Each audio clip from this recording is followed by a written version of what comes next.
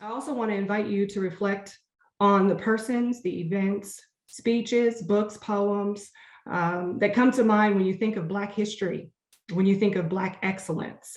We recently lost my beloved soror, Cheryl Hickman, our national president for the largest Black women's public service organization in the nation, Delta Sigma Theta Sorority Incorporated. General Colin Powell, our from the US Army and former Secretary of State, and also Mr. Sidney Poitier, a prolific and groundbreaking actor, director, and diplomat.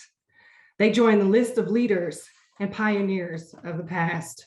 And our speaker tonight has picked up the baton to continue that race. Kevin Powell is one of the most profound political, cultural, literary, and hip hop voices of our time. He's a native of Jersey City. He was a first-generation college student and attended Rutgers University, the Educational Opportunity Program. Kevin has gone on to be the author of 14 books, including his memoir, The Education of Kevin Powell, A Boy's Journey into Manhood, My Mother, Barack Obama, and Donald Trump, which I'm currently reading on audiobook. So Kevin, your voice, it's in my head on a regular basis. I love Audible. And his most recent release, When We Free the World. Kevin's writings have also appeared in CNN.com, Esquire, Ebony, The Huffington Post, The Washington Post, Rolling Stone, The Guardian, ESPN, and Vibe magazine, to name a few, where he would also work at Vibe for many years as a senior writer, interviewing a diverse number of public figures such as the late great Tupac Shakur and General Colin Powell. Kevin routinely appears in interviews on television, radio, and print, on the internet, discussing large issues impacting our communities. As an activist, he's the president and co-founder of BK Nation, a national progressive multicultural organization focused on such issues as education, civil engagement, leadership training, health and wellness, social media, arts and culture. Kevin was also, you probably didn't know this, a Democratic candidate for Congress in Brooklyn, which is his adopted hometown. And that was in 2008 and 2010. So he doesn't just talk the talk, folks. He walks the walk too. Kevin travels nationally, globally, not lately, right? But he travels nationally and globally as a public speaker in places such as Microsoft headquarters, Stanford U, Department of Justice, and celebrating the 50th anniversary of the March on Washington, to name a few places. And also to Japan to lecture on the relevance of the Dr. King speech today, as it would be today. So as a pop culture curator, Kevin has produced the first exhibit on the history of hip hop in America at the Rock and Roll Hall of Fame in Cleveland, which has toured internationally. He's passionate about local and international initiatives to end violence against women and girls. And he has done extensive philanthropic relief work, ranging from Hurricane Katrina to earthquakes in Haiti and Japan to Superstorm Sandy in New York and New Jersey. He also hosts an annual holiday party and clothing drive for the homeless every December since 9/11. Whew, okay, so what's one more thing, right? If you didn't know, Kevin was a cast member in the very first Real World, MTV Real World series in 1992 in New York City. This is where I first met Kevin, not personally, but through the TV screen, and followed his growth and career ever since. I consider myself his A1 from day one. Kevin, you're just finding that out today, and that's okay. So tonight, you are getting to engage with a true humanitarian, a man of the people. No topic is off limits, he says, but he will be definitely discussing education, breaking that down as to what does it really mean, and the importance of travel on our personal growth as good humans and productive citizens. So Kevin will, if you will, stop being polite and start getting real for tonight's presentation, which is titled, When We Free the World, Making the Case for Love, Real Diversity and Inclusion, and a New Kind of Leadership. So please join me in welcoming Mr. Kevin Powell. Thank you so much. Thank you so much. I'm very humbled by the gracious introduction. Just thank you, Dr. Stewart. I want to thank you, Dr. Gooch Grayson. I want to certainly thank you, Ms. Velasquez, Barbara Velasquez. I want to thank Joe, whose moniker there is MCC Webinar, for helping to get us set up properly. I want to certainly shout out Metropolitan. MCC is your great school there in Nebraska. I haven't been there in years. I wish I could be there with you all, but obviously, given what's happening in our country, still in the world, that's not possible. But I'm glad to be there in this way. I certainly want to shout out my sister and friend Talani Grundy Meadows, whose father and mother are two of my Shiro heroes in the country, out of Kentucky. I just want to shout out her because she's there in Omaha, and her husband and her family. And I just want to just thank you all from the bottom of my heart for this opportunity. As Dr. Stewart eloquently said, it's Black History Month, and I don't want to even assume that folks even know where Black History Month came from. So I want to share a few things first and then get into the topic. But I'm going to also respectfully ask if you all can, because I really would love to see folks. If you could turn your cameras on, I would really appreciate it. I can wait a couple of seconds if you don't mind. Hey, Rachel Stewart. Hey, Meredith Grayson. Hey, Mike Rush. Hey, Geraldine. Hey, Cynthia. Hey, Liz Andujar. Hey, Idaline Williams. Hey, Debbie Gaspar. I see you all. Much love and respect to everyone out there. Hey, Jason. How are you? Great to see you. That's my favorite thing to do, Jason. Peace. Hey, is it Catalin or Caitlin Conroy? Caitlin? Catalin. Caitlin. Caitlin, yes, sorry. Hey, Elizabeth Vasquez, how are you?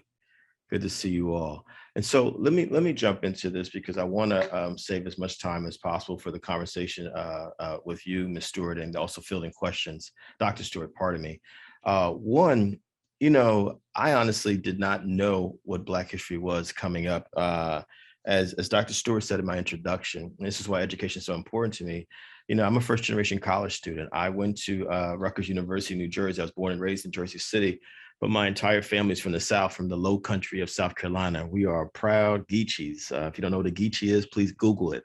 That'll be your first Black History Month lesson for this month. What is a Geechee? Geechee. That's who we are.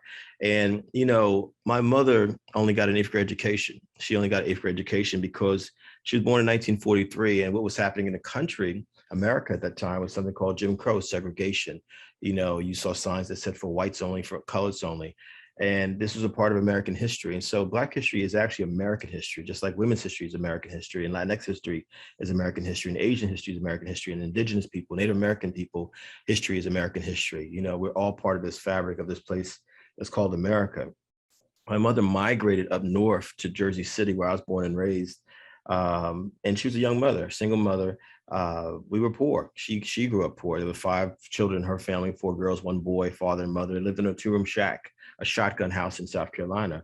It's important to contextualize this because when you hear this introduction that Dr. Stewart just gave me, she mentioned that I have 14 books, and I've literally been to all 50 states in this country, 5 to 7 continents. I've been blessed to be, have my own business for a quarter of a century, all those things. None of it would exist without me coming from a mother who only had a grade school education, a grandmother who could not read or write. They may not have been formally educated the way some of us are, but they were some of the most intelligent, hardworking, resilient people on the planet. That's what I come from, so I never forget where I come from. My mother, did the best she could. She told me from the time I was 3 years old that I was going to go to college. I was going to go to college. I was going to go to college. When we talk about this topic, when we freed the world, making the case for love, real diversity, and inclusion, a new kind of leadership, my mother's the first teacher I ever met in my life. I got my love of learning from my mother as she was not only telling me I was going to go to college when I was 3 years old. And I want you all to think about this for a second. This is someone who had never set foot on a college campus until she went with me when I was 18 to go to college. This is someone who didn't read books except for bits and pieces of the Bible. I saw a report on ABC World News the other night with David Muir that really touched my heart. There was a Latinx mother who was working as a janitor in a hospital, and her daughter, Latinx daughter, was a doctor in the very same hospital doing her residency there by fate. And it really touched my heart because it made me think about my mother. Here's this woman who raised her daughter with barely anything, and her daughter was now a doctor. And so, my mother said to me very early on that the ticket for you is going to be education. And I went to public schools. I'm a proud product of public schools in Jersey, K through 12. And my mama was strict. She did not play, which y'all know what I'm talking about. If you come from the African-American community, the Black community, you know what I mean by that. Whether you're African-American, West Indian, African, you know what I mean. When we talk about our parents not tolerating us not taking certain things seriously. One of them was not taking work seriously, not taking education seriously. But if I'm honest about it, you all, and I think if we're all honest about it, and I want us to think about it, unless you happen to come from a parent or parents or a school system or a family or someone in your life who said to you, this is Black history, you're going to learn what I learned K through 12, in spite of being an A student K through 12. In fact, when I graduated from high school, I got an English, special English award, and I got a math award. I literally was a student who really excelled in school, but I knew absolutely nothing about Black history other than Black people had been slaves. That was about 2 paragraphs in total through my 13 years of school. That's all we got. And that Rosa Parks didn't give up her seat on the bus. And that I remember vaguely about Crispus Attucks. I remember vaguely about Dr. King having a dream, and that it was the totality of the history that I got of Black people. I want y'all to think about that for a second. You know, it's not just about Black people here. We're talking about diversity. Next month is Women's History Month. What did I learn K through 12 in those 13 years of school about women? Betsy Ross sewed a flag, and here comes Rosa Parks again, not giving her seat on a bus. That's what I learned about women in 13 years of education. And so when people say things like, well, I'm not racist, or I'm not sexist, or I'm not this, I'm not that, you know, but they're saying things and doing things that say the opposite of it. The thing I always come back to, well, how were you educated? Where did you get your education from? And to me, it doesn't even matter if you went to a public school or a private school, because some of us actually have paid, sadly, to be miseducated. You know what I mean? And, you know, as I was, Dr. Stewart, as you were introducing me, you know, my habit, because part of my work has been a journalist for many, many years, is to always pay attention to what's happening in the news. And literally, as I'm flipping through NPR and CNN and Fox News just a moment ago, Dr. Stewart, I'm seeing hate crimes, synagogue being attacked. I'm seeing, you know, violence in Virginia. I'm seeing violence in Minnesota. I'm seeing all kinds of stuff. And so, you know, Dr. Stewart used this word love. And that's what I believe in, love. But I also believe in nonviolence and peace. But I also believe in being properly educated. And this has nothing to do with being a liberal or a conservative or a Democrat or a Republican, if this is a red state or a blue state. At this stage of my life, after all the things that I've survived, all of that I've been through, what I think about more than ever, every single day when I wake up, in Black History Month and Women's History Month and every other month and celebration that we have, what kind of human being do I want to be for the rest of my life, however long or short? And do I want to be a bridge builder, or do I want to be a bridge destroyer? You know what I mean? That's what I think about. And so when we talk about when we freed the world, making the case for love, real diversity, inclusion, and a new kind of leadership, you know, how could you be a leader or someone who says that they're an American and you don't know anything about American history, basic stuff? You know, Black History Month, for those who don't know, is the product of someone named Dr. Carter G. Woodson. Dr. Carter G. Woodson is someone who didn't even get his high school diploma, a Black person, descendant of slaves, Black man, who didn't even get his high school diploma until he was in his 20s, and literally was working in coal mines and was studying via kerosene lamp, but made sure he still got his education.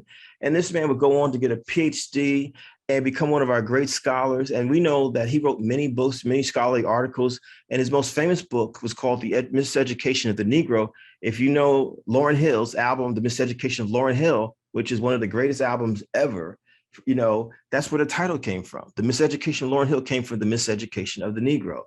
We know that Carter G. Woodson, in the Miseducation of the Negro, talked about when people, he's speaking specifically about Black people, but it could be Black people, Jewish people, Italian people, Filipino people, Chinese people, indigenous people, you know, all kinds of people, disabled people, women, lesbian, gay, bisexual, transgender people, non-binary people, disabled people. When people don't see themselves in history, when they don't see themselves in a current light, a contemporary light, in a healthy way, if they see themselves at all, their self-esteem will be so low that even if there's no back door, because if you know anything about history in America, there was a time when Black folks had to go through the back door. He said that you would actually go and create the back door. You would render yourself invisible, basically, when you don't know who you are. That ain't just those folks I just named specifically, Black, Jewish, Italian, et cetera. But I would even argue that could be us as Americans. When we don't know who we are, we'll go create barriers or hatred and violence and division because we're confused about who we are. Are y'all with me out there for a second? Are y'all with me out there? And so Carter G Woodson, created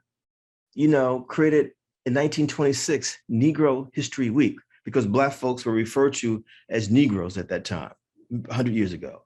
And he picked February because two people that were very important to Black people in history were born in February. Frederick Douglass. If you've never read the narrative of Frederick Douglass, it's a must read. It's a short book, but it's basically, what is Black History Month to me? It is the miracle of Black people surviving, being kidnapped, stolen from Africa, going through what we call the Middle Passage, traveling from Africa across this gigantic body of water, many of them not surviving, many of them dying, some of them taking their own lives because I'm not going wherever they're taking me to because I don't know where I'm going, and then winding up in South America, winding up in the Caribbean, winding up in the American South as slaves. And, let me say this to you all. It's fascinating to me, and I'm sure that Dr. Gooch, Grayson, and Dr. Stewart would agree with me as scholars, that there's all this resistance now to teaching basic American history. You know what I mean? Which is the truth. Like, why would you want to suppress any part of the history unless you actually don't believe that people should be properly educated about what happened? That's not, like, to me, a true patriot. If you're really a patriot, then that means you really love your country. If you really love your country, then you know that you have a right and responsibility to make the country better. I mean, look at the diversity that we even see on this Zoom right now. This wouldn't even exist if it wasn't for people saying, we've got to do better than this. We can't call ourselves a democracy if we're still discriminating against, hating on, oppressing this group of people and this group of people and this group of people. I'm not even just talking about Black folks. Look at the history of how Jewish people have been treated, how Italians have been treated, how Irish people have been treated, how Mexicans have been treated, how indigenous people have been treated. You know what I mean? Or even look how white folks, quote unquote, white folks have treated each other. You don't believe me? Go watch a film called Gangs of New York. Martin Scorsese, our great Italian-American Oscar-winning director, one of the greatest filmmakers ever. And look at how he showed this dynamic between native-born whites in America and the foreign whites and how that tension between them. Sound familiar? Sound familiar? People being pitted against each other over and over again.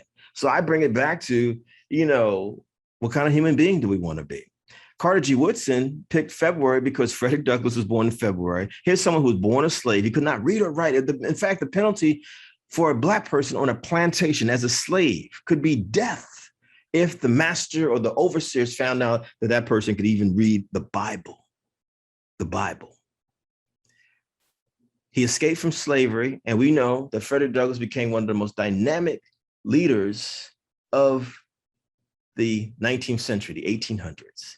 The other person born in February was Abraham Lincoln. We now celebrate President's Day, but Dr. Stewart, Ms. Velasquez, Dr. Gooch, Grayson, I think we all might be old enough to remember when we used to have Lincoln's birthday and Washington's birthday separated. And then someone said, well, we're just going to call it President's Day. They just put it all together. You know what I mean?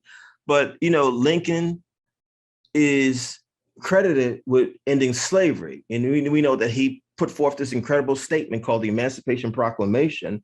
We know that Lincoln is someone who Black folks responded to because he symbolically represented a ticket out of what they were in, which was bondage.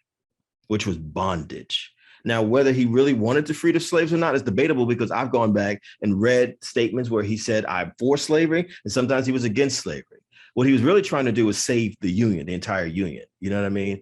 But be that as it may, that's why February. It's not because it's the shortest month or anything like that. It was because of Frederick Douglass and Abraham Lincoln and what they represented to Black people. That's why Carter G. Woodson created Negro History Week.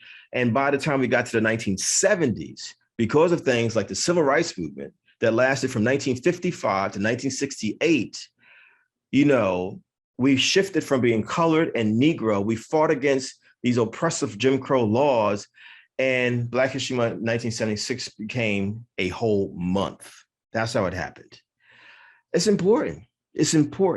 And when people say we don't want things like critical race theory, we don't want to talk about race, we don't want to talk about that kind of stuff, what they're actually saying, you all, is that we would like the Kevin Powell of today, the little boy, whether he's Black, white, Latinx, Native American, Asian, whether he's a girl, boy, or non-gender conforming, whatever his identity or identities are, whoever they are, we don't really want them to know their history. That's what's really happening. And guess what? Because I didn't learn about Black history growing up, I was profoundly self-hating. Profoundly self-hating. Well, what do you mean? You'll say things if a Black person, if you're profoundly self-hating and you don't know your history because it's been denied to you, that someone has good hair and someone has bad hair. You'll act as if someone who is lighter complexion Black is more beautiful, more attractive, more handsome than a dark-skinned Black person. You will demonize Black people who have wide noses or thick lips or thick hips, as if that's unattractive, when we know that all of us are actually beautiful. All of us. All of us. All of us. So that's why Black History Month was created, because it was like enough of being rendered invisible, enough of being told we've done nothing in history, enough of being told that we are ugly. Black history, I mean, my gosh, if you take away Phil Holler, spirituals, blues, jazz, rock and roll, soul music, disco, hip hop, you wouldn't have American music. Black history, if you take away someone like Garrett Morgan, as you drive in your car, the next time you stop at a traffic light, understand that a Black person created that traffic light. Black history, the next time you use an ironing board or sitting a folding chair, know that a Black person created that ironing board or that folding chair. Black history, my gosh, and this is also women's history. Just look at that movie that was out a few years ago with Taraji P. Henson and the other great actresses, Hidden Figures. You would think that we had nothing to do with math and science when we do and did. I can go on and on and on. It's not to denigrate anyone else, because I'm about love, you all. I'm about love. I'm about love. I'm about love. But I'm also about, when we talk about diversity and inclusion, let's include everybody. Let's be clear about that. Let's include everybody. Let's include everybody. Dr. Stewart referenced Sidney Poitier, and I put in the chat purposely a link, about a poem I wrote for Sidney Poitier when he died. And as I spent a week I knew who Sidney Poitier's obvious was, because I grew up watching him. But, when you talk about history and inclusion, it was important to say that Sidney Poitier had a history that also included an encounter with a Jewish brother when he was a dishwasher, and he was barely able to read and write because he only got a 1.5 year education.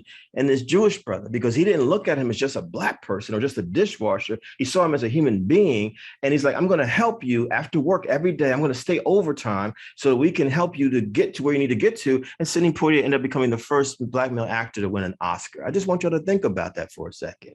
You know what I mean? And shout out to my Alpha Phi Alpha fraternity brothers, 06 brothers. I see you out there. Shout out to you all. Much respect. Alpha Phi Alpha Fraternity Incorporated, Black History, 7 Black men at Cornell University, 1906, December 4th, 1906. We were founded. Why was Delta Sigma Theta, the AKAs, the Alphas, the Qs, the Sigmas, all these Black fraternities? We call ourselves the Divine Nine. Why were we created? Because we were not even allowed into the fraternities of white sisters and brothers. And so we said, we're going to create our own space, our own institution. That's part of Black history. That's a part of Black history. And so that's why it's important. I just want to put that out there. But when we talk about the bigger piece around diversity, y'all, I can't support any form of hate or ignorance. And if I don't know something, I have a responsibility. We have a responsibility to hashtag read, study, travel, hashtag read, study, travel, hashtag read, study, travel. I sometimes wonder, and I mean this with all due respect, and I'm not talking about y'all because y'all are brilliant here, but I've been in spaces where I've been like, do people actually read anymore? Or do we just, see stuff on social media? We see a link and that's it. I've posted articles many times on social media, and people are responding to the headline. I'm like, well, did you read the article? No, but the headline says so and so. I'm like, well, how about reading the actual blog? Read the blog. And it's like, I'm gonna say to y'all again, like my mama has an 8th grade education. My grandmama could not read or write. My ancestors were not allowed to read or write when they were slaves. And so how dare I have the audacity to think that I can just skirt through life without learning, when I have the opportunity to learn. We can't get to, love and real diversity and inclusion and a new kind of leadership if we don't have reading, studying, whether you're a student formally or not, in your toolbox. And I'm here to say to you all, students there and everyone who's beyond students, we should be students for the rest of our lives. That's what it's about. That's what it's about. And when I say I'm a student, with all due respect, like I love history. I love current events. I love pop culture. I'm a lifelong hip hop head, but I also love technology. I'm a sports fiend. You know what I'm saying? I'm a sports fanatic, all of that stuff, because like all of it's part of my education. I love music. When Joe said he played guitar, played drums, part of me, I'm listening to what he's saying. I'm thinking about Jimi Hendrix and his great trio and his great drummer. And I'm just like, music is part of our education, all of that stuff. And so, when we talk about this thing about diversity, I want to stop here, Dr. Stewart, so we can have this conversation and bring voices into the conversation. I just, asking folks, like, what is it that we're here for? Like, why am I on this planet? Why did I go to college? Is it to make money? Or is there a greater purpose here, which is I understand that a real education is to make sure that I become versed in who I am, whatever my identities are. I have a responsibility to know who I am.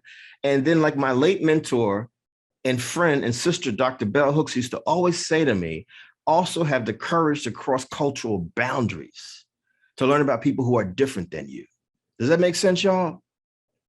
And then when you, on top of that, what are you going to do with this education you got? You've got to become a critical thinker, and then we have to do something with it. Like I don't know about y'all, but I don't want people, and I'm going to stop here, Dr. Stewart, for real. I don't want people to say 100 years from now, my family, all this stuff was happening in the country, Kevin Powell. What did you do when you were here? LaShara, Rachel, Cynthia, Mike, Jason, Geraldine, Caitlin, Sharon, Jasmine, Meredith, all of us. What did we do? Nicole West, what did we do? Liz, what did we do? Debbie Gaspar, what did we do when we were here?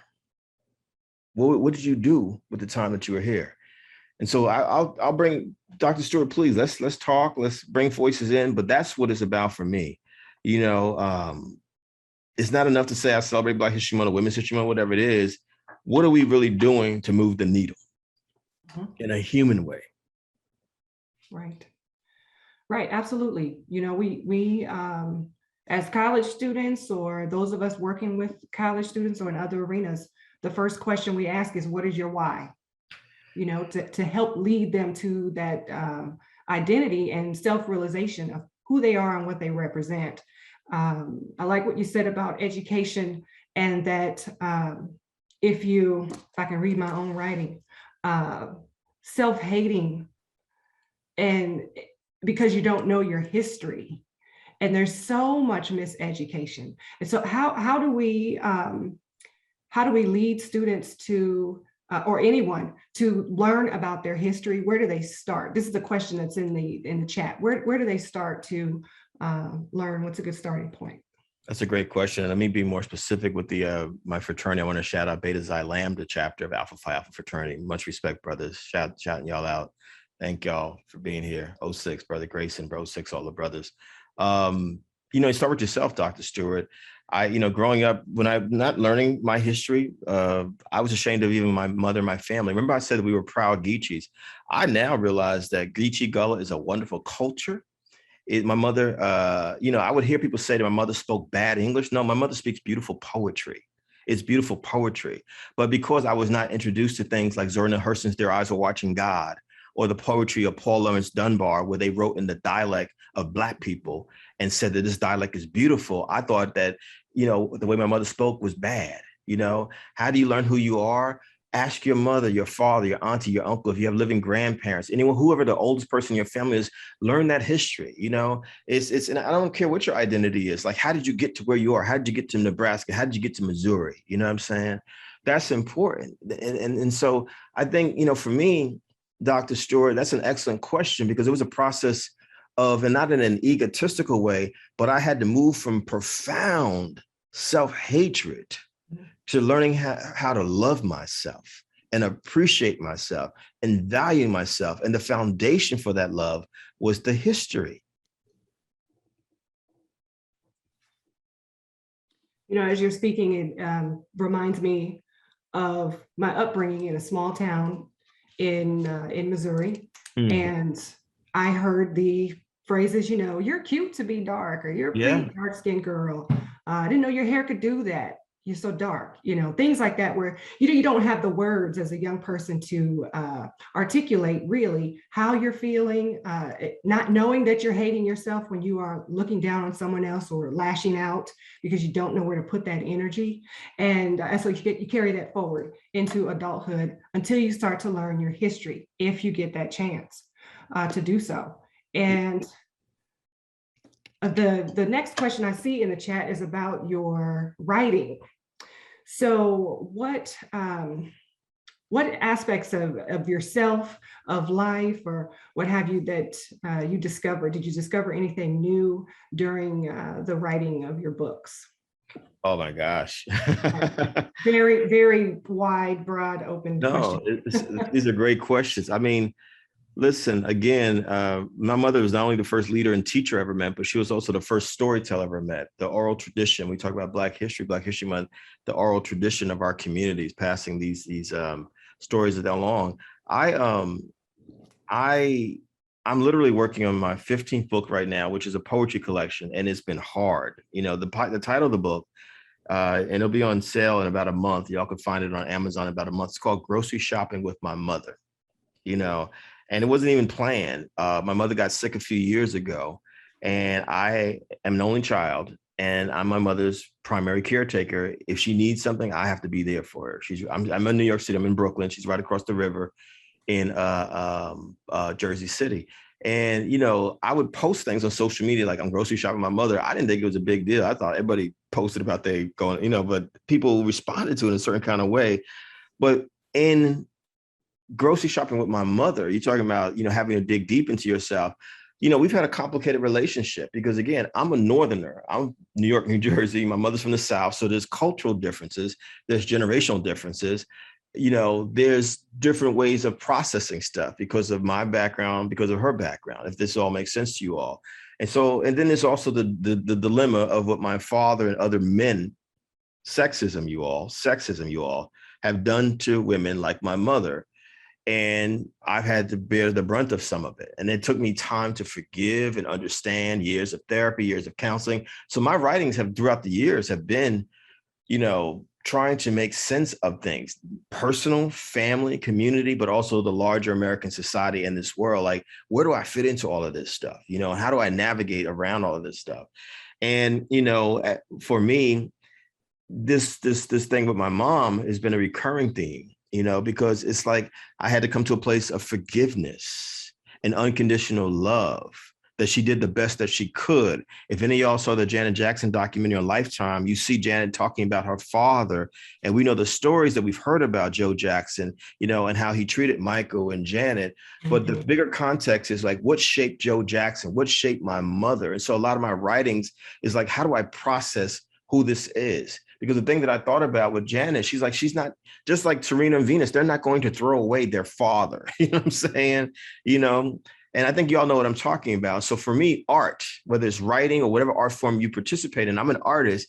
It's like art. The purpose of art is to make sense of the chaos of this world. Does that make sense, y'all? You know what I mean? And that's what it is for me. And so even when I think about what I love, like I gravitate towards Carole King or Bob Marley or Nina Simone. I gravitate towards Tupac. I gravitate towards Kendrick Lamar, Lauryn Hill. I gravitate towards, folks who, are trying to process stuff with their art. You know what I mean? And that's all I'm trying to do. And I'm really, the poetry book will be out in the fall. It's very personal. It's very naked. I literally just finished a poem for Dr. Bell Hooks. We're talking about Black history. Please look her up. She wrote 40 books in 40 years, y'all. Dr. Bell Hooks from the great state of Kentucky. I saw her for about 5 days before she died. I flew to Kentucky, literally didn't even know there was a hurricane happening, and I made it there, and I got to be there by her side as other folks were coming and going. And, she's someone who has had a profound impact on me. What is writing to me? Be honest. Bell Hooks, brutally honest. Mm-hmm. Be honest about everything. Even if it makes people uncomfortable, you still got to tell your truth, because I also feel like what writing has done for me, Dr. Stewart, writing is as important to me as breathing And it's been part of my healing journey from all these generational traumas that I've had to take on like it was my birthright. That's what writing's done for me. I think that's amazing. And then in your memoir, I can hear bell hooks. I had an opportunity to, I would say, work alongside her, but not so much, at the Ohio State University when she was there, Oh, kind of wow. in residency. And she spoke regularly, and anytime she was around, I was there. And something I learned from her that I also see in your writings is the unapologetic truth. You know, she would say what she wanted to say. She didn't care who heard it, how they heard it. If they wanted clarity, she would explain, but otherwise it is what it is. And this is my truth. So I can appreciate that very much so. And I think there's not enough truth telling. So we should take a look, and maybe in our own writing, in our whatever industry that we are in, are we being truthful, starting with self, as you've stated? Yeah. Would you have any thoughts? Okay, well, let me start over. I know you have thoughts on CRT, right? And how others, what can others do with critical race theory to advance their culture? What can they do? Oh, I have a lot of thoughts. Yes, ma'am. You know, let me say this. Let me go back and contextualize a few things here, because I think it's important. Since we're talking about history, Black history, American history. I have no memory of the 60s, even though I was born in the late 60s. I have no memory of it. But once I began studying it, when I got to college, back in the day, as we say, the thing that was striking to me is a few things. One, the huge resistance to civil rights. When you think about it, and if we're honest about it, if we're talking about history here, y'all, I'm throwing out a lot of reference points, a lot of resources on purpose. This is what I always do. Eyes on the Prize is free on YouTube, all 13, 14 episodes. It is the singular best documentary series on the history of the civil rights movement that you can watch. When you think about it, Black people, the civil rights movement was engineered by Black people, but because of the spirit of who we have been to America, anything that Black people have created, initiated, again, music, food. Watch the documentary series on Netflix called High on the Hog. High on the Hog. You'll be amazed at all the things that we think are American dishes that came from Black people. Same thing with the civil rights movement.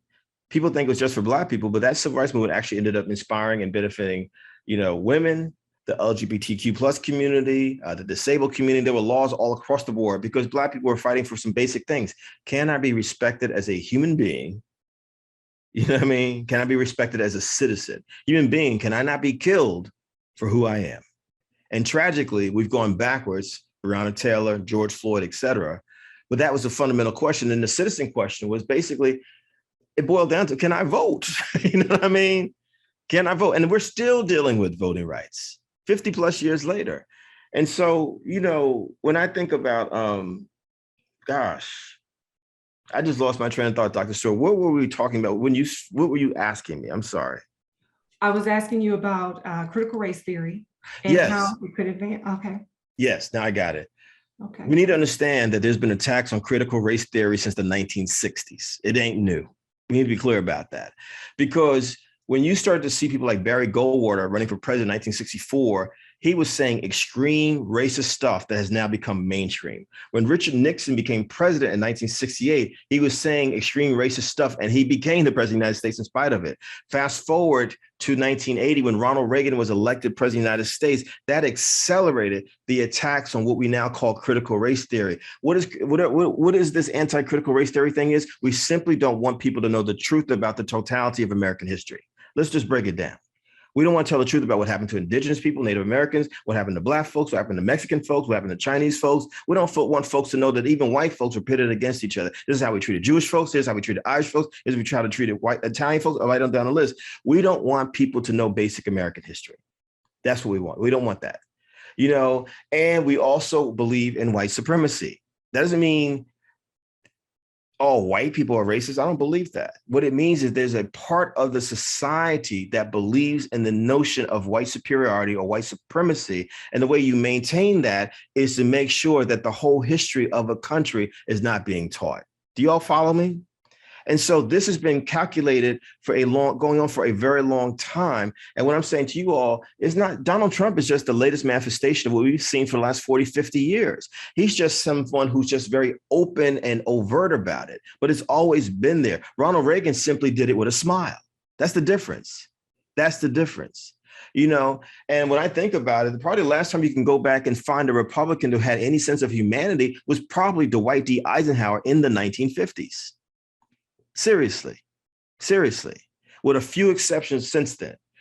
And so, when I think about critical race theory or whatever we call it, I just say, tell the truth. I'm saying, I just say basic American history. Do you know basic American history? And how can you talk about American history and leave out people? How do you do that? It's like the same people who are anti-critical race theory are out there cheering their football teams that are 80% Black players. You feel what I'm saying? These same folks who are anti-critical race theory are cheering these basketball teams that are 80% Black players. Y'all feel what I'm saying? These same folks that are anti-critical race theory are in churches listening to music that was likely created by African people who were enslaved in this country. It's called gospel music. Y'all feel what I'm saying? Yes. These same folks that are anti-critical race theory are sitting somewhere eating macaroni and cheese, Black people. Y'all feel what I'm saying? Should I go on? Should I continue with this? Should I continue? You know what I mean? And so you see the hypocrisy of it because they don't even know who they are. You know what I mean? All they know is what they've been taught is that we are superior because of the color of our skin and everything else is other. Just like men, those of us who identify as men, no matter what our race is, have been taught that men are superior to women just because you all who identify as women are women, which we know is a pack of lies as well.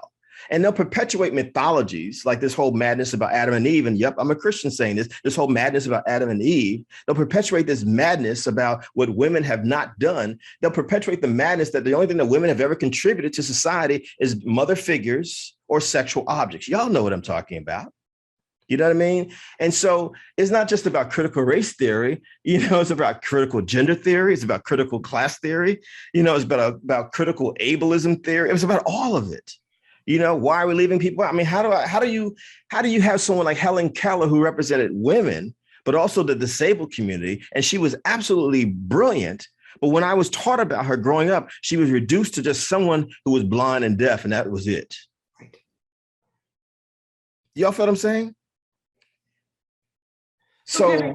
Yes. Yeah, you said, folks don't know themselves. So we don't know the history. We don't know why we do what we do, yes, where things originate, down to the clothes that we're wearing, the food that we're eating, the language we're using. So parents are the first teachers, right? That's what they say, So parents are the first teachers. So if a parent is in that category of, hey, I don't really know, I'm just passing along what I knew from my parents who passed along what they knew from their parents or whoever their teacher was, if it was a grandparent or whomever. Yes, how do we teach the children about identity and who they are and about the history, whether it's Black history or whatever their identifying history would be? How do we do that? Well, the way I would do it is the way I think we all should do it. I honor who I am, not just Black History Month this month, but Black History Month is every day for me, 365. But I also make it a point to learn about other people. I actually take seriously learning about other groups of people. Mm-hmm. Like I'm looking at Cynthia Cusick. What's your last name, Cynthia? Can you unmute for a second? It's Cusick. Cusick. Where's that name from? Ireland. See what I mean? So then I have a responsibility to learn about Ireland. And guess what, y'all? A few years back, I do, like a lot of Americans, I love London. We go straight to London. We're like, London, London, London. But I was like, Kevin, the United Kingdom is a few different places. Plus there's Ireland next door. The United Kingdom is Northern Ireland and Scotland and Wales. And at one trip, Cynthia, I decided I'm going to fly Dublin Airlines and I'm going to go, Aer Lingus, and I'm going to stop in Dublin. I want to go to Ireland. And man, it blew my mind because one of the things I learned is that all the people that I was taught in my English classes were English writers. Most of them were Irish writers. I was like, aha, there's that. And then I started hearing these conversations among the Irish about how they really felt about England. I was like, aha, there's that. And then it started connecting dots in my head. Like, wait a minute. When the Irish first started coming to this country in large numbers in the 1800s, they would say there were signs that said no dogs and no Irish allowed. Aha. So these folks were hated on because they were Irish. which means they had to form communities amongst themselves in places like New York and Boston, elsewhere. You know what I mean? And so then I started connecting the dots. Well, here's some things that Black folks went through, and here's some stuff that Irish people went through. Do y'all follow where I'm going with this? Or if someone is Mexican, Chicano, here's some stuff that Chicano, Mexican folks went through, and here's stuff that Black folks went through. But if I refuse to know who I am and also cross those cultural boundaries per bell hooks, we're never going to get to the table of the human family. Think about what Dr. King said. Brother Grayson, our fraternity brother, Dr. King in his I Have a Dream speech said, Jews and Gentiles, Protestants and Catholics will join hands and sing in the words of the Negro spiritual. He wasn't just talking about holding hands and being happy. He was saying basically Jews and Gentiles, Protestants and Catholics, and Negro spirituals, we all have something to bring to the table of the human family, but we will come empty-handed if we don't know who we are. Make sense? Ooh, it makes so much sense. As an English teacher by trade, I'm thinking about the curriculum. Yeah. And, that you only get a certain amount of time to teach on a certain topic. And now we're teaching a lot to a test as we're looking at, early elementary, middle school, high school. You're teaching to the test or to get your job, basically, keep your job. Yeah. What do we do in the schools? How are we to help change that curriculum so that students are getting the truth? Not calling it CRT. We're just gonna add in some truth to the history books and have real discussion in the classroom about how students are feeling when they're reading this. What do these things mean? Do we see any parallels for today? And what do you think this means for the future? Here's how I look at it. I understand certain things got to be taught for these tests. But if I was a teacher, remember I said my two favorite subjects coming out of high school were English and math. Let's take those two, for example. Okay. Based on my education, only the Greeks and Romans did anything in math. That's a lie. That's not true. And based on my education, only white males wrote. No one else wrote, except for one white woman, Emily Dickinson. That was it. Just one woman, Emily Dickinson. If I was a teacher in English or math, I'd make sure that I subtly, either through my work in the classroom or bringing in guest speakers, because a lot of times teachers have said to me, I go to a lot of high schools and grade schools, you're able to say some things I cannot say. I would make sure I bring in people who could plant seeds of education for these young people. You know what I mean? It's just like, how do you not, Cynthia comes from a rich culture, Irish people. How do you not learn that? What I learned about people growing up was stereotypes about Black people, about Puerto Ricans, about Irish people, about Italian people, about Jews. I learned stereotypes. This group does this. This group does that. Y'all feel what I'm saying? And so, we have to be creative. It's like if you're going to teach English, we make, like I love Shakespeare. I'm not gonna lie to you. I love Shakespeare. I'm one of those kids who love Shakespeare, but I'm like, well, we might want to slide some women writers in here somewhere. We might want to slide some Irish writers in here somewhere, some Black writers in here somewhere. We might want to say, Shakespeare is dope, but Toni Morrison is the greatest writer of the last century in her own time. You feel what I'm saying? And here's why.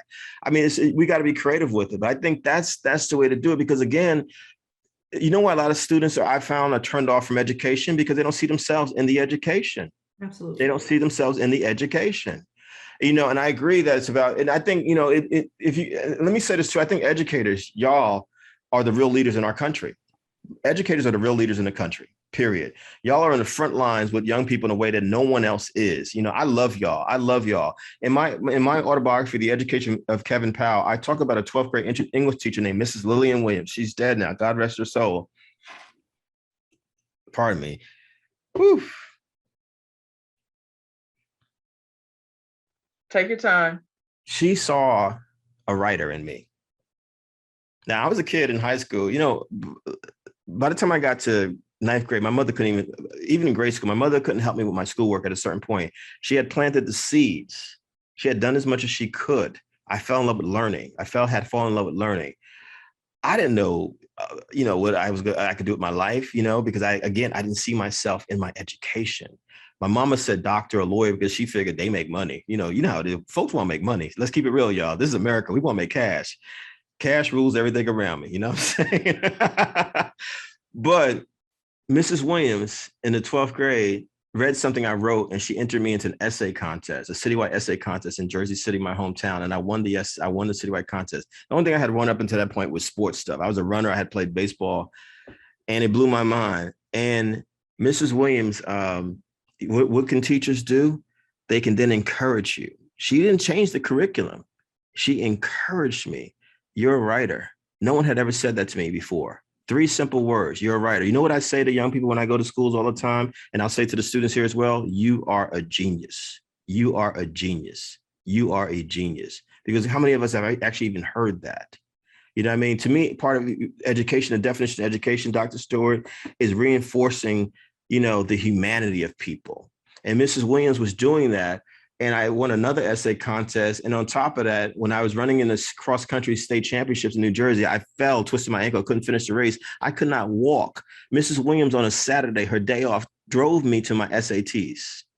That's what she did for me. That's why I went to college. She said, you're not going to miss your SATs. You have to go to college.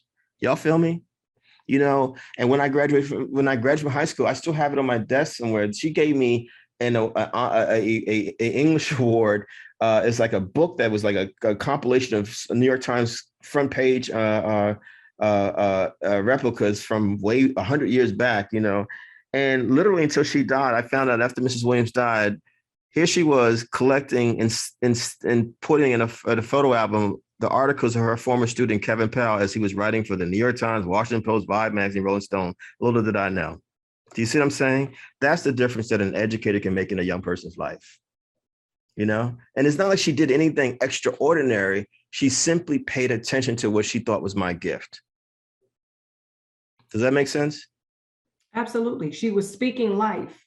When Yes. there's so much death around us, whether it's physical death, but death of our innocence and our youth, we're losing things daily. And then now we're so plugged in with social media. And so all you see is just image after image.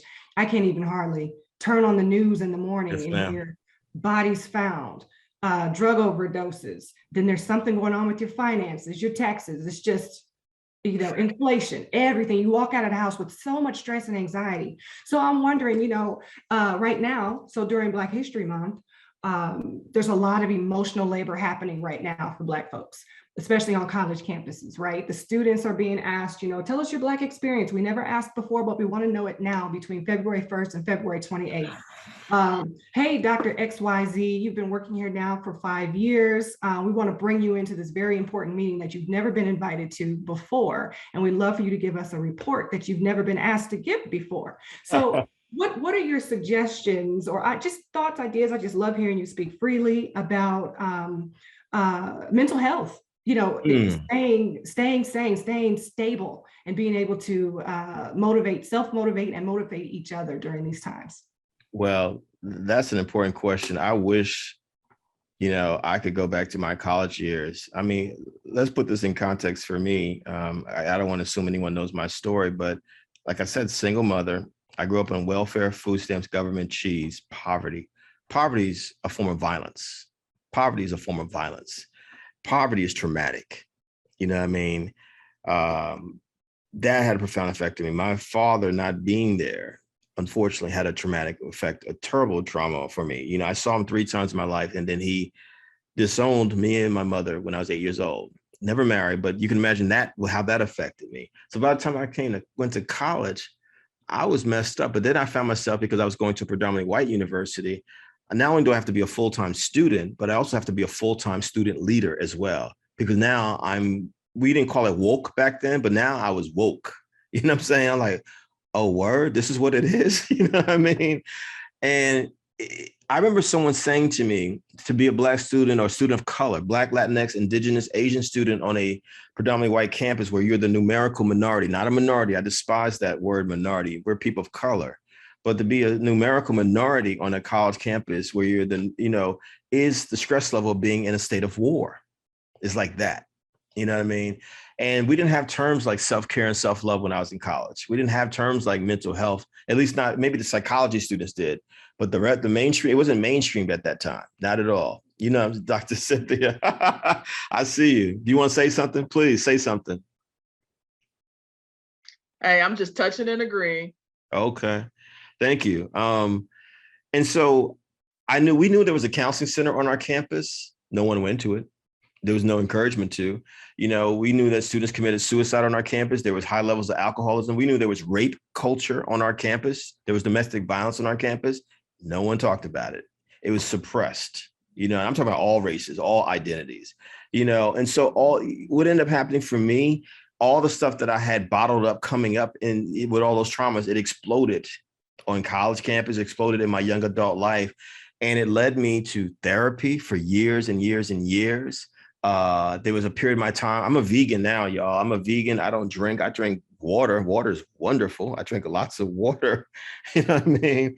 But I was someone who drank a lot of liquor at one point to deal with the pain, numbing the pain, destructive ways of confronting mental health issues. Does that make sense, y'all? You know what I mean? It hurt my heart the other day when I saw the young lady who was Miss USA, 30 years old. She was a lawyer.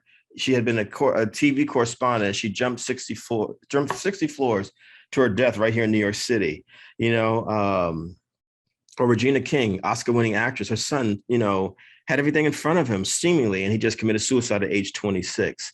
I'd be lying to you, Dr. Stewart, if that hasn't crossed my mind in my lifetime many times, because not only are we not, when I think about education, how we are educated, not educated in our society, not only do we not learn about ourselves, not encouragement, hey, Sister Cynthia, we need to, let's teach us something about being Irish. Hey, Sister Cynthia, Dr.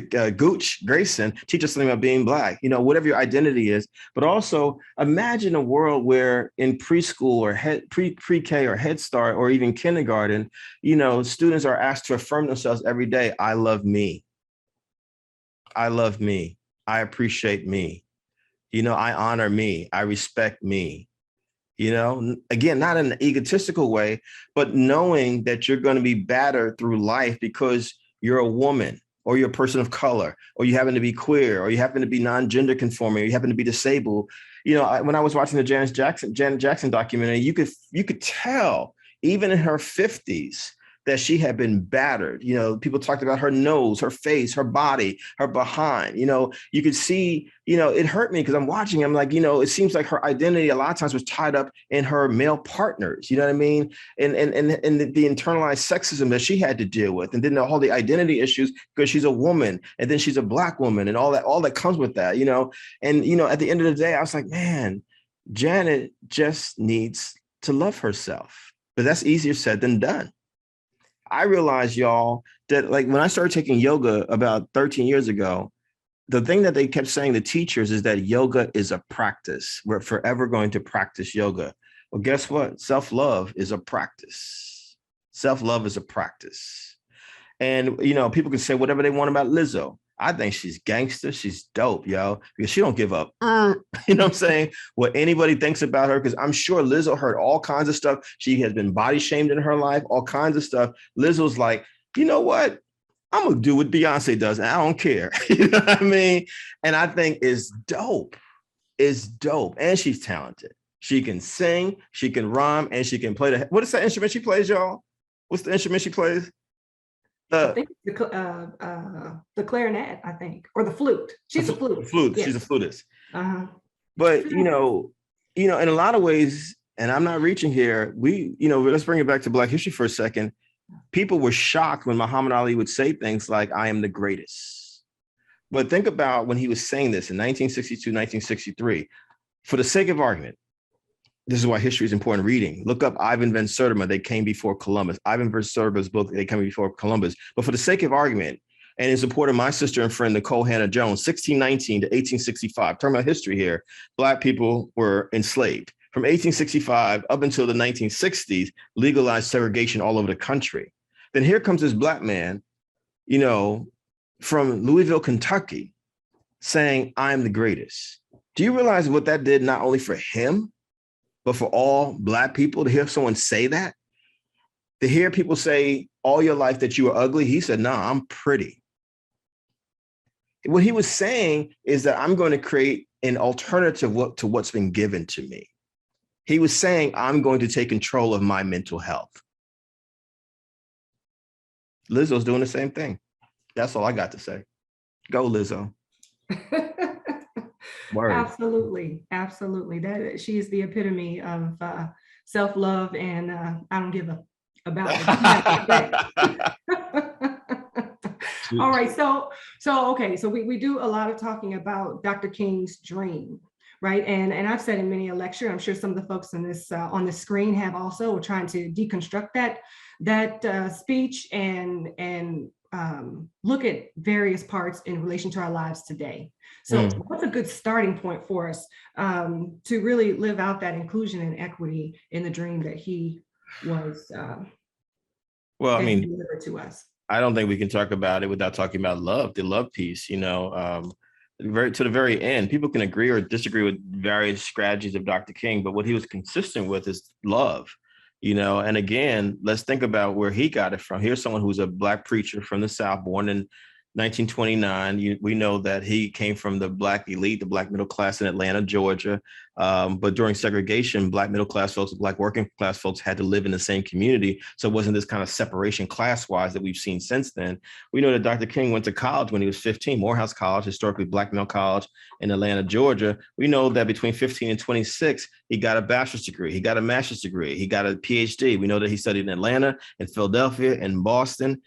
We need to know his history, y'all. We can't just celebrate Dr. King and know nothing about him like a lot of us do every year. Oh, he had a dream. We also know that Dr. King, somewhere between age 15 and 26, when he got that PhD and landed in Montgomery, Alabama, where he helped to support Rosa Parks and other women and men, that he came across a cultural boundary called India, as in Mahatma Gandhi. He saw a man named Gandhi who was using love and nonviolence to fight the British imperialism. We want to be independent. India wants to be independent of the English. And Dr. King, he was a hip hop head before there was hip hop. He's like, I'm going to take what Gandhi was doing, I'm going to remix it and bring it to the American context. That's the civil disobedience movement, nonviolent movement in America. That's what he did. Y'all with me for a second here? And as a result of that, he said many things, including the dream speech, but we can't just give credit to Dr. King. We need to understand a couple of things. One, the civil rights movement would not have happened without Black women, without Black women, without Black women, without Black women, without Black women. Many women, way before Rosa Parks, going back to the 30s and 40s. This is why reading and studying is important, have been protesting and boycotting long before the Montgomery bus boycott. But 1955 was significant because in the summer of 55, Emmett Till, little Black boy from Chicago, was killed in Mississippi. Then a few months later, Rosa Parks refused to give her seat. So those two things together lit this fuse, just like Breonna Taylor and George Floyd in 2020 lit a fuse that exploded Black Lives Matter on another level. Are y'all following me? Are y'all following me here? You know what I'm saying? And so, when we think about Dr. King's dream, yeah, he said it, but also if you really pay attention to the I Have a Dream speech, there was a Black woman. Let's stop making Black women invisible. Black women are the foundation of our communities. There was a Black woman named Mahalia Jackson. As Dr. King was about to turn away and end his speech, she said, Martin, don't forget to tell him about the dream. Well, she was also talking about the dream that Langston Hughes wrote about many years before when he asked the question, what has happened to a dream deferred? Mm-hmm. Does it drop like a raisin in the sun? And then Langston says, does it drop like a raisin in the sun? Another Black woman named Lorraine Hansberg takes a raisin in the sun and turns it into an incredible play. First Black woman to have a play, win a Tony Award on Broadway. And we know that who starred in the Broadway play? Sidney Poitier. You feel what I'm saying here? And so it ain't just about Dr. King having a dream. It's about a whole people who have had a dream that there's got to be something better than this. And we got to make it happen, y'all. We got to make it happen, y'all. We got to make it happen, y'all. Which is why there's a direct line from Dr. King's I Have a Dream speech to the Black Lives Matter protest. And what was the number one song out there you heard around the country was Kendrick Lamar saying, we gonna be all right. That's his way of saying, I have a dream too. Mm-hmm. So what is a dream? It's like, what is this vision that we have? Well, we want to live in a world where everybody's treated as equals. That's diversity. Ms. Velasquez and everyone else out there, true diversity is treat human beings as human beings. Everyone should have an opportunity to have an opportunity.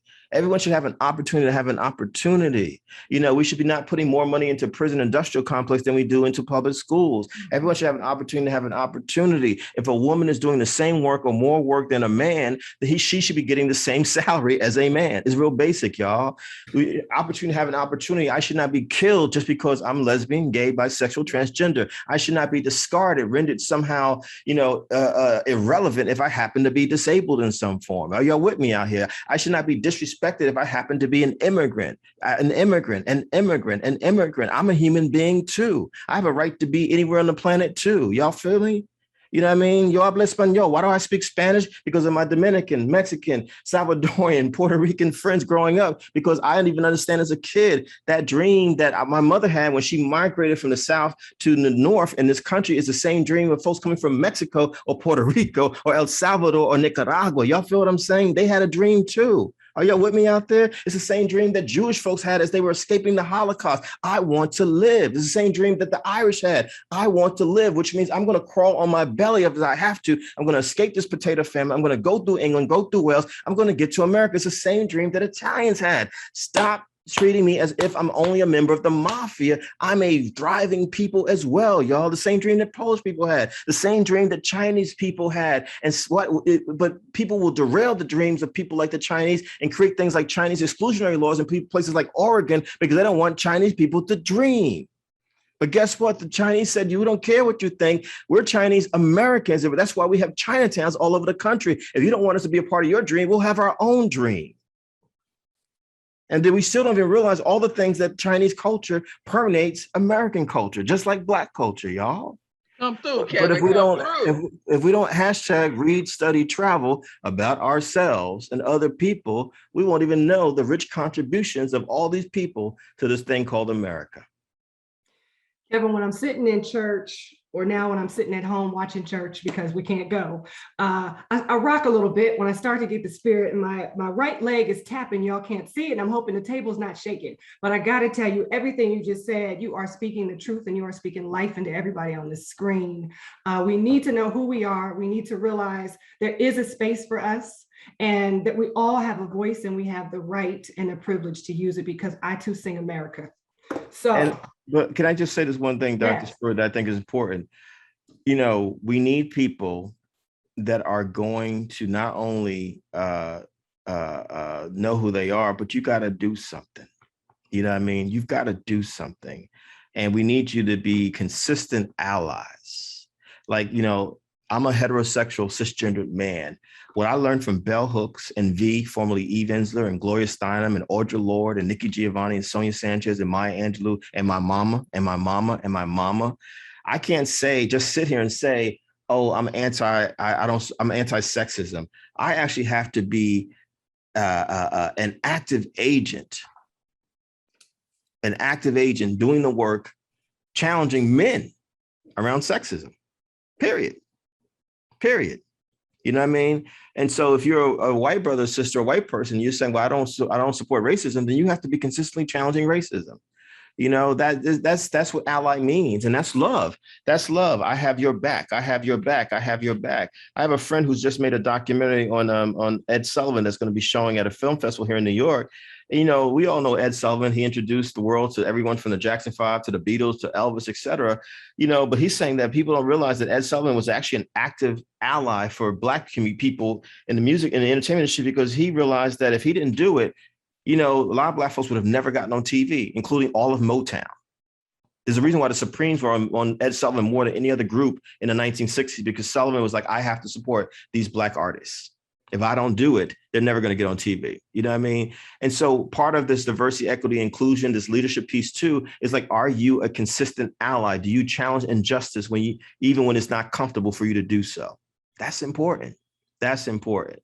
And so, yeah, there are men who get bent out of shape, but I'm like, hey, even if we're not the kind of men who would ever call a woman out of her name, B-I-T-C-H-H-O, all these different things we say derogatory about women. Even if you're not the kind of man who would touch a woman inappropriately, would never, sexually harass a woman, God forbid, rape or kill a woman, but you have people in your fraternity, your church, your synagogue, your masjid, your sports team, your college campus, your community, wherever you are, who engage in behavior that's destructive to the life of women and girls.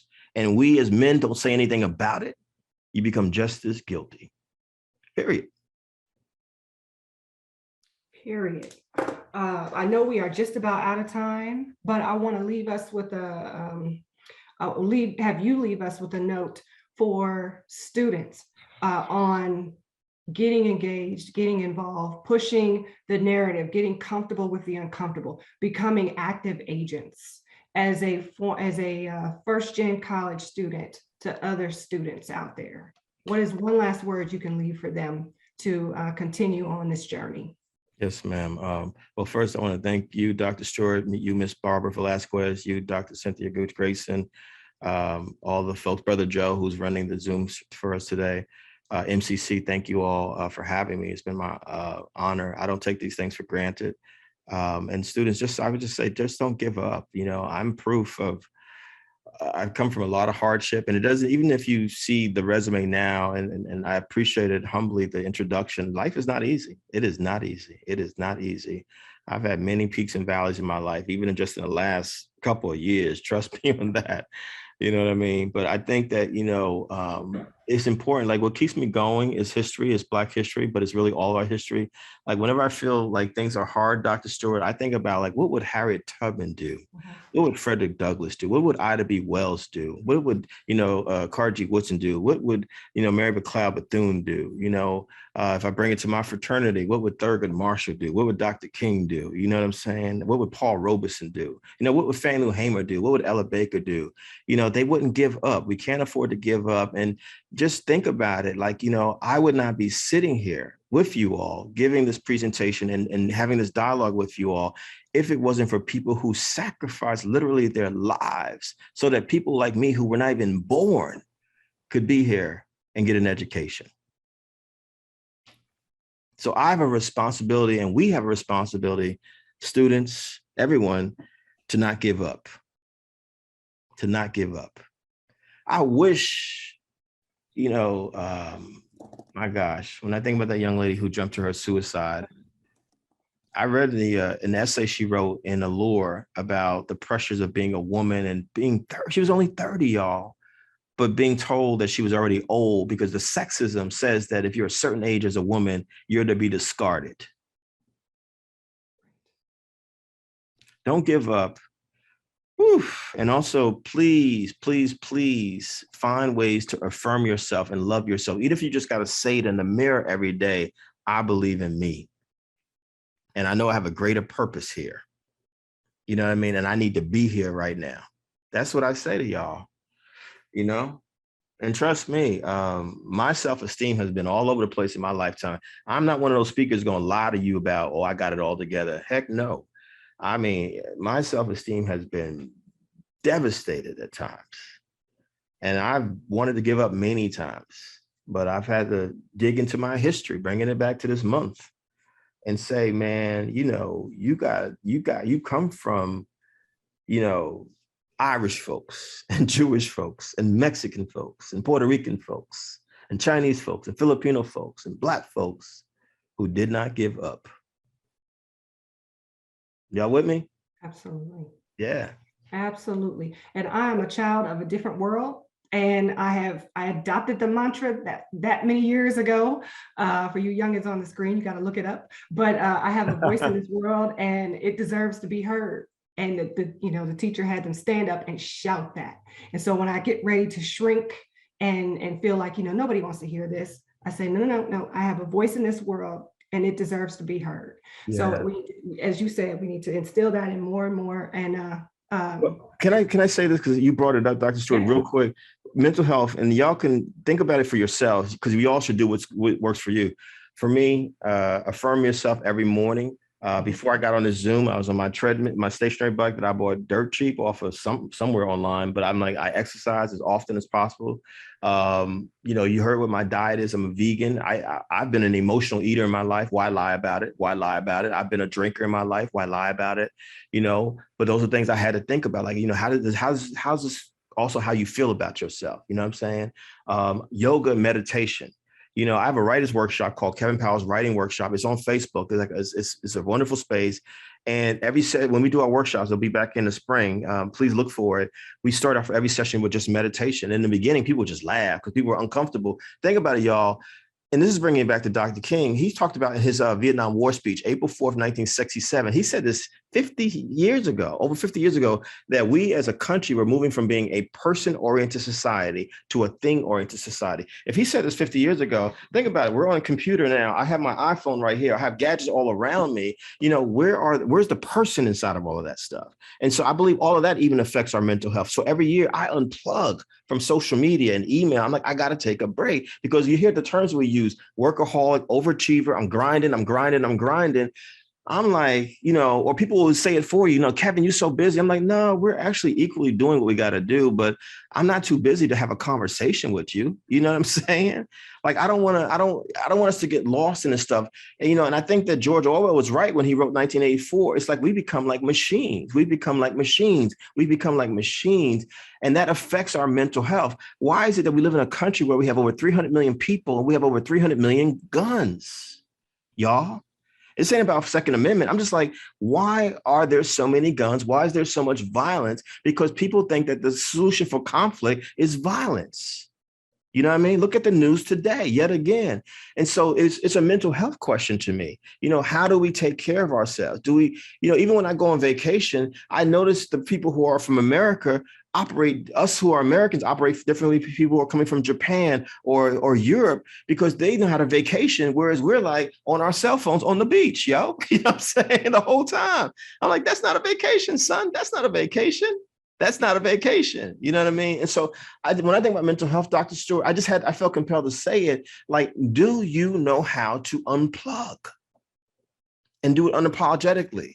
You know, and do you know how to talk about yourself where it's not just about your work all the time? You know what I mean? You know, do you want to be healthy?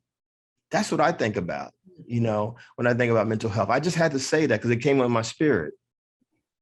Thank you for letting me do that. No, thank you. Thank you for blessing us with that word. I'm going to have Dr. Gooch Grayson say a couple of words, and then we will wrap up. Remember that there is an evaluation, and I'll say, in case she gets carried away in the moment, my soror, my sister, I want to say thank you to you, Mr. Kevin Powell, and to all of you who attended this evening, to Metropolitan Community College for inviting Mr. Kevin Powell, and also for allowing me this opportunity to spend time with you and space with you this evening. So, Dr. Gooch Grayson. Thank you, Dr. Stewart. I did not intend to say anything. I was unplugged. Howsoever, Kevin Powell, I told Dr. Stewart, I gotta say something. Thank you. I mean, you just dropped so many nuggets, so many gems, and my cup is, I had church, my husband in the other room, okay, and he heard me holler and screaming. I had church up in here. And so audience, thank you. Dr. Stewart, thank you for great, you know, we're in a trio family, first gen low income students. That's who we serve. Hey trio works, baby. A lot of trio professionals on the call. And just thank you again, Mr. Powell. Barbara, thank you. Barbara came in my office one day and was like, do you know Kevin Powell? I was like, do I know Kevin Powell? Oh my God. And so yeah, this has been amazing. Everybody, thanks, and stay with us for the rest of the month and at Black History 24/7, 365. And Joe, thank you. So let me mute myself because I'll keep going. Alpha Brothers, my husband, President James Hawthorne, also a trio professional. Upward Bound Math Science, Veterans Upward Bound Student Support Services. Thank you. Oh wow, you got veterans on here too? Oh yes, most. Thank y'all for your service. Appreciate y'all. Okay, so she set it up, so I'll knock it down. Don't forget, February 7th is the next event, and listen to this title, you all. And it's at 12:30 p.m., so you get a little lunch and learn. Archaeology in the Shadow of a Massacre, Searching for Signs of Life in a Landscape of Historical Trauma. That's going to be presented to you by Dr. Alicia Odwale. She's assistant professor, for Department of Anthropology at the University of Tulsa. So again, I say thank you, thank you, thank you. Blessings to you all.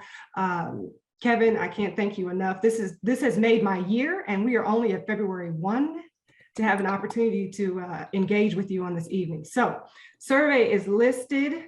And Joe, thank you for Thank you, Joe. Thank you, Joe. the show. We couldn't do it without you. So that's it. Have a great evening. Be safe. Thank you all so much. Have a blessed night. Thank you. Thank you, Barbara. Thank you, everyone. Thank you, Mr. Velasquez. Appreciate you, Dr. Stewart, Dr. Gooch Grayson. Thank y'all.